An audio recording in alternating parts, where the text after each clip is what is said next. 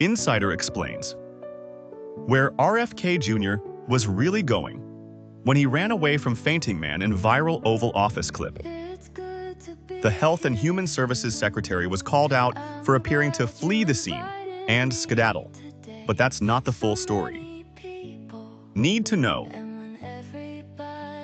The Trump administration announced that it had reached a deal with drug makers Eli Lilly and Novo Nordisk to lower the costs of GLP-1 medications on Thursday, November 6. During the press conference at the Oval Office, a man appeared to have a medical emergency and collapsed. Robert F. Kennedy Jr., who was at the conference, was criticized online for appearing to leave the room amid the incident. An insider who was in the Oval Office when a man collapsed as President Donald Trump announced lower costs for weight loss drugs is sharing what Robert F. Kennedy Jr. was doing during the commotion.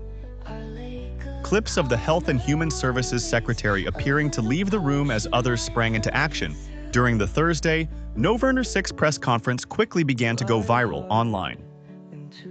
Kennedy was called out for appearing to flee the scene and skedaddle, while Dr. Mehmet Oz, the head of the Centers for Medicare and Medicaid Services, caught the man's fall after quickly hurrying over. With the help of other men in the room, Oz then laid the man down as Kennedy walked away from the incident, and another man seemingly said he'd go get a chair. A source who was present at the conference tells people that 3 doctors were around the man when the incident occurred as Eli Lilly CEO Dave Ricks was speaking. According to the source, Kennedy went into the other room and got a chair because when the man first started falling, he thought maybe he just needed to sit. He went back and got a wet towel and came over and the man was on the floor, the source continues.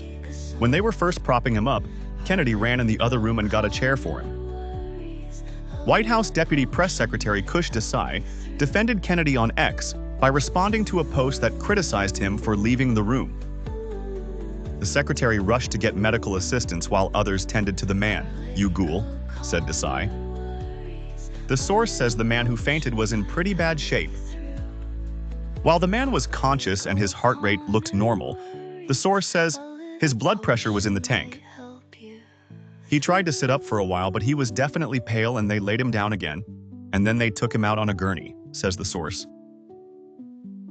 After the incident, White House Press Secretary Caroline Leavitt told the press pool that the man was doing okay and that the press conference would resume. Once it restarted, Trump addressed the incident, stating that one of the representatives of one of the companies got a little lightheaded, and so they went down, and he's fine. He's got doctor's care, but he's fine. So we had a little bit of an interruption. Sorry for that, the president said. Although Getty Images initially identified the man as Gordon Findlay, the global brand director for Novo Nordisk, the pharmaceutical company later stated to multiple outlets that Findlay was not present at the event.